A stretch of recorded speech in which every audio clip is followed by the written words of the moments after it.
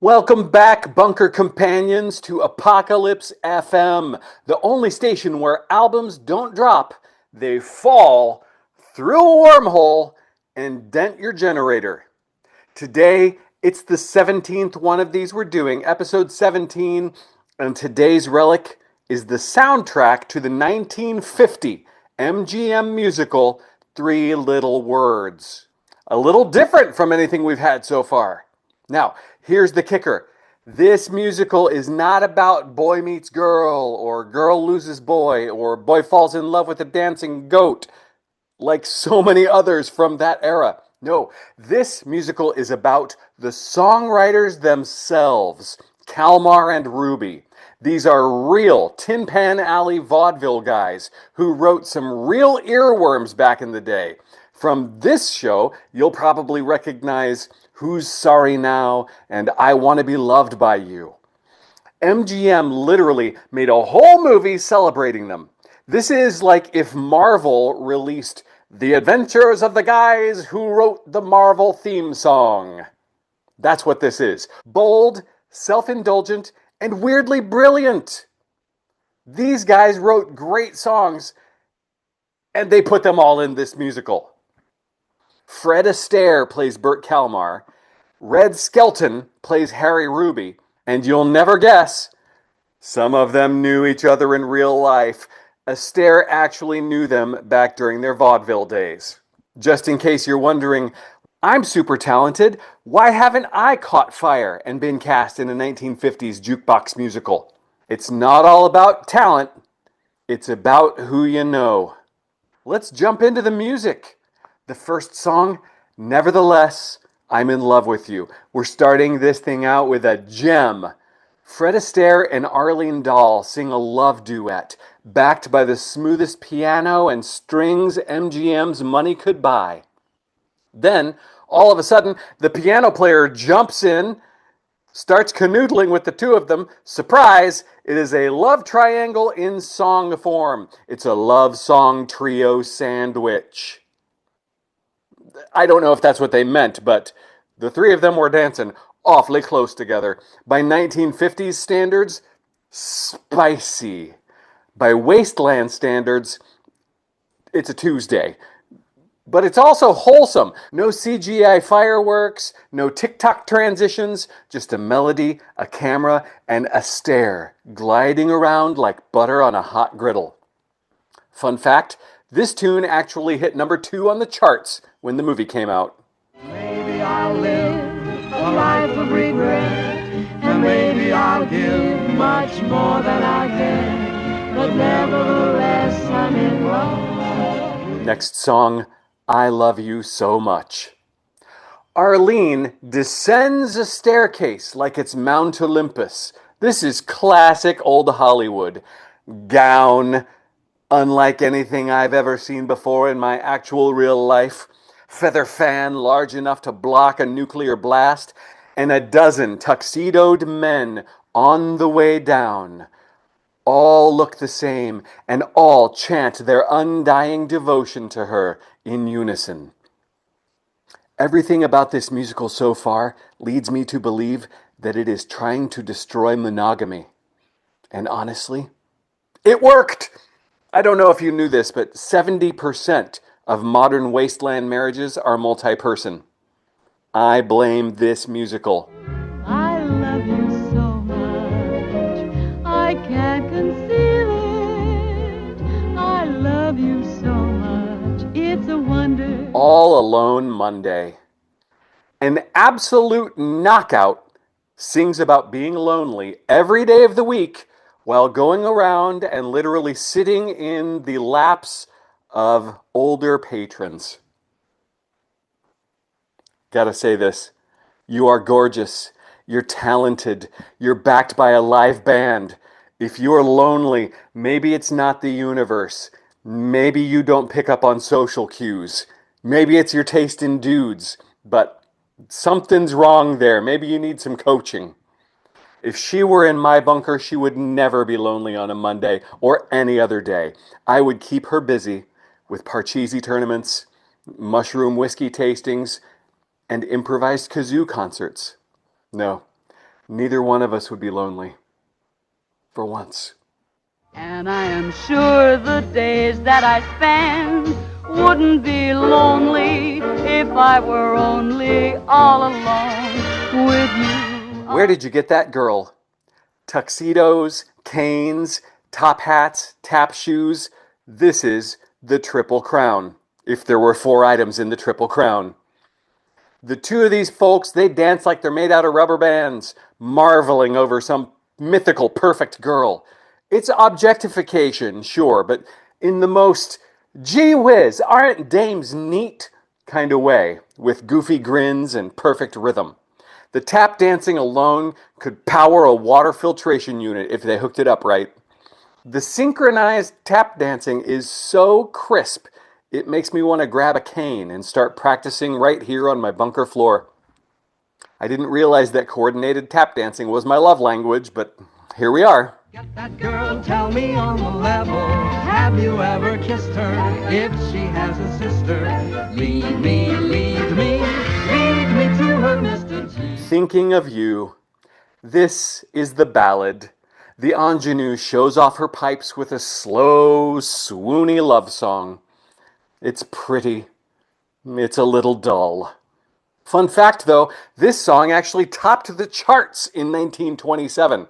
Kalmar and Ruby were recycling their own greatest hits for this musical and putting them all together. It's just like me, reusing bunker jokes for 75 straight episodes, which I'm sure I'll do. Now, this performer, she's impressive. Every one of the performers in this show is absolutely amazing. You could not get away with being a lazy or untalented performer in these old-timey movie musicals. Fred Astaire would probably have you killed if you sang even one wrong note. I'm just guessing that's how they enforced this top-notch performance level. I have no actual evidence that Fred Astaire was a murderous taskmaster. He just seems so nice in every movie that I'm assuming that's the hidden side. Even if he was some kind of secret monster, I'd still want to watch him dance. He glides across the face of the earth, seeking out his next victim. I'm 70% sure he kept his career alive by siphoning the souls of weaker dancers. You don't get to be that perfect without at least one blood pact. I've begun thinking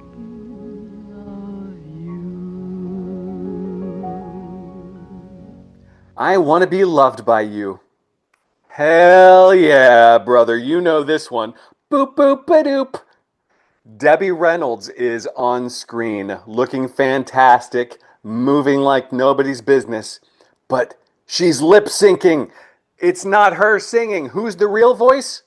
Helen Kane.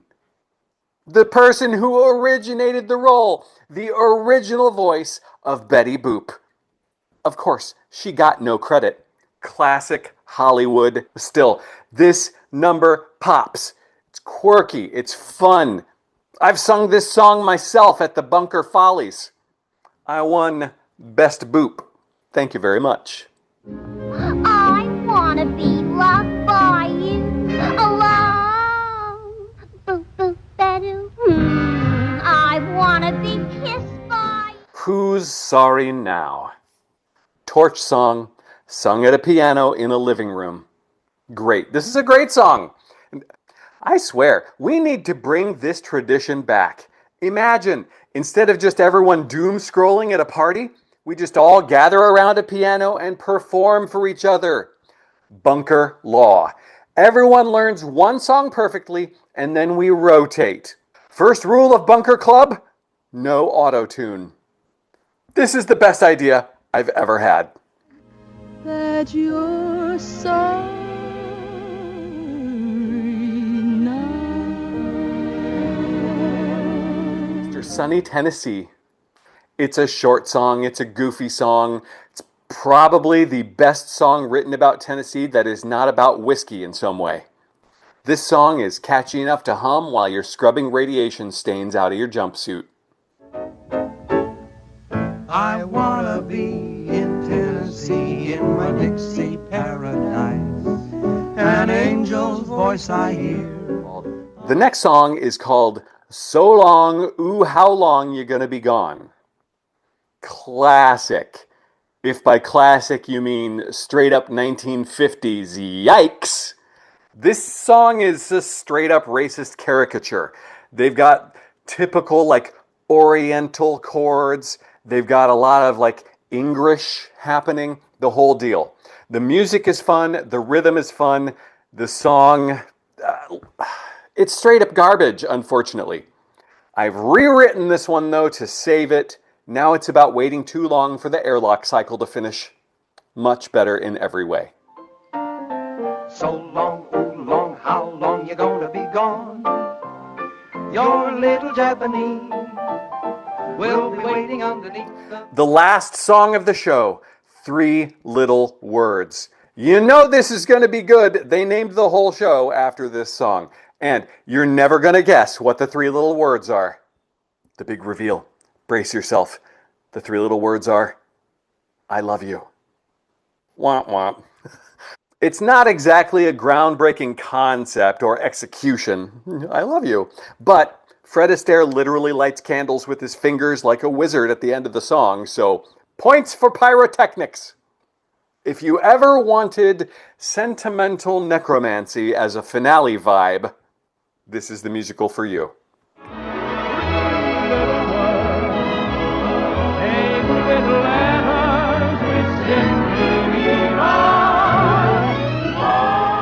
So, what is the musical Three Little Words? It's MGM flexing.